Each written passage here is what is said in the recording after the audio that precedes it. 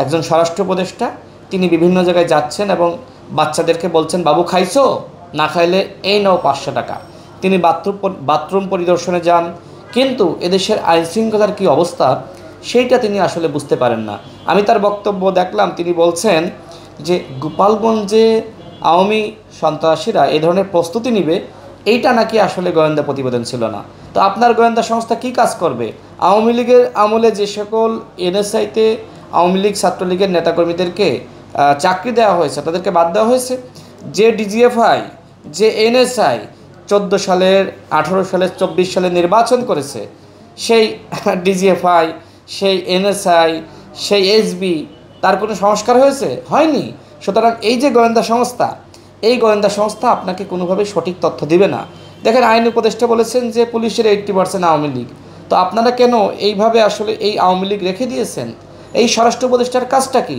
এই স্বরাষ্ট্র উপদেষ্টা কেন এই পুলিশের সংস্কার করছে না? অনেকে আইন উপদেষ্টাকে নিয়ে কথা বলে, কিন্তু স্বরাষ্ট্র উপদেষ্টা তো একজন রয়েছে, তার কাজটা কি? তার কাজটা কি শুধুমাত্র মানুষের কাছে প্রশ্ন করা, বাবু খাইছো? আমরা মনে করি গোপালগঞ্জে যে ধরনের ঘটনা ঘটেছে, অবশ্যই এই ঘটনার সুষ্ঠু সমাধান হতে হবে। একই সাথে সেখানে চারজন সেখানে মারা গেছে।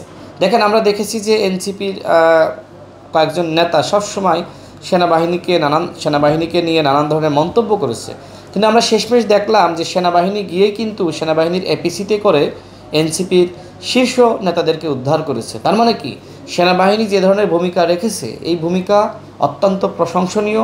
সেনাবাহিনী সবসময় যখন কোনো দল, দেশ, জনগণ বিপদে পড়েছে, সেনাবাহিনী কিন্তু জনগণের কাতারে এসেছে।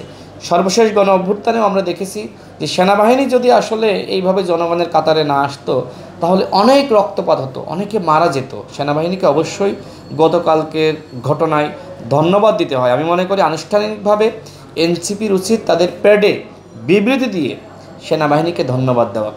কারণ কালকে কিন্তু আমরা দেখেছি, গতকালকে পুলিশ এক ধরনের ফেলার হয়েছে, বিজিবি ফেলার হয়েছে, র্যাব ফেলার হয়েছে, কিন্তু সর্বশেষ সেনাবাহিনী গিয়ে যেভাবে আওয়ামী সন্ত্রাসীদের বিরুদ্ধে প্রতিরোধ গড়ে তুলেছে, এবং এই যে প্রতিরোধ, এর ফলে কিন্তু 4জন ছাত্রলীগ, আওয়ামী লীগের তারা কিন্তু মারা গেছে। তার মানে সেনাবাহিনী এই জুলাই যোদ্ধাদেরকে রক্ষা করার জন্য সর্বাত্মক ভূমিকা রেখেছে। সেনাবাহিনী তাদের গায়ে টাচ পর্যন্ত হতে দেয়নি।